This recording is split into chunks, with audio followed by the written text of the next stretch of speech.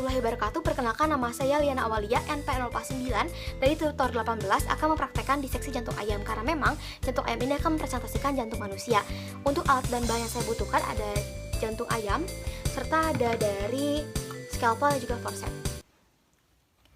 Baik, di sini ada jantung ayam. Jantung merupakan organ yang berfungsi untuk memompa darah dan menerima darah serta terletak pada mediastinum.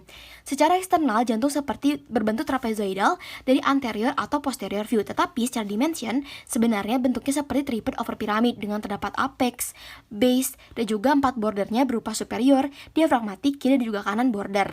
Secara lapisannya sendiri, jantung terdapat beberapa lapisan. Untuk bagian dalam ada endokardium, dia adalah lapisan paling internal yang menutupi valves dan juga terbentuk dari endotelium dan subendotelial connective tissue. Lalu ada juga myokardium, dia itu tebal, lapisan tengah yang terbentuk dari kardiak massal. Lalu juga ada epikardium, merupakan thin external layer yang terbentuk dari mesotelium. Lalu ada juga pericardial cavity, terbentuk dari serous fluid untuk mencegah terjadinya friction, dan juga ada parietal layer of the serous pericardium, merupakan continue dari epikardium, dan juga terdapat fibrous pericardium terbentuk dari dense irregular connective tissue untuk ensure, protection, prevent dari overfilling jantung oleh darah juga.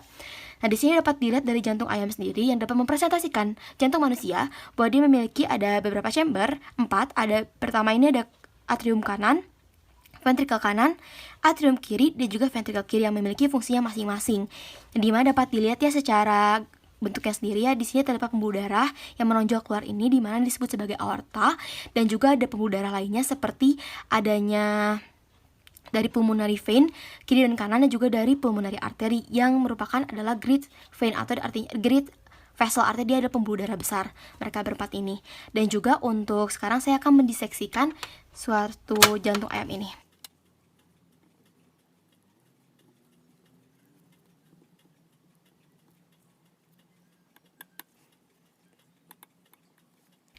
Oke, nah ini dapat dilihat secara internal bahwa terdapat jelas ya bahwa jantung ayam sendiri memiliki 4 ventricle, 4 chamber di mana 4 chamber ini terdiri dari disebutkan telah tadi, yaitu ada kiri, ada yang bagian atrium kiri, dan juga bagian ventricle kiri, ada juga atrium kanan, juga ventricle kanan, di mana untuk yang atrium kanan dia menerima dari kayak karbon dioksida dari seluruh tubuh melalui superior vena cava, inferior vena cava, juga coronary vein.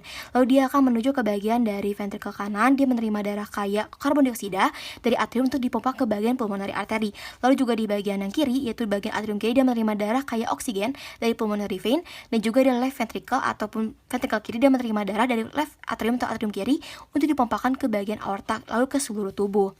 Nah, di sini untuk di bagian atrium kanan dan juga kiri dipisahkan oleh interatrial septum, dan juga untuk ventricle kanan dan juga ventricle kiri dipisahkan oleh interventricular septum. Nah, di sini juga terdapat valve.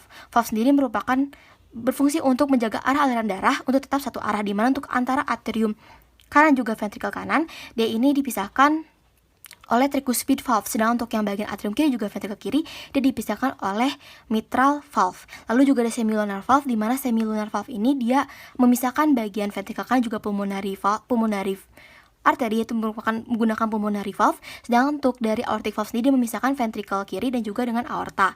Nah, untuk aliran darahnya sendiri di mana tadi untuk yang darah karya karbon dioksida dari superior vena cava, inferior vena cava, dan coronary arteries dari seluruh tubuh intinya akan menuju ke bagian atrium kanan. Di atrium kanan dia akan dipompakan ke bagian dari ventricle kanan. Di ventricle kanan dia akan menginjeksikan atau mempompakan ke bagian dari pulmonary artery. Dari pulmonary artery dia akan menuju ke paru-paru. Di sana terjadi suatu pertukaran gas di mana karbon dioksida akan diubah menjadi oksigen.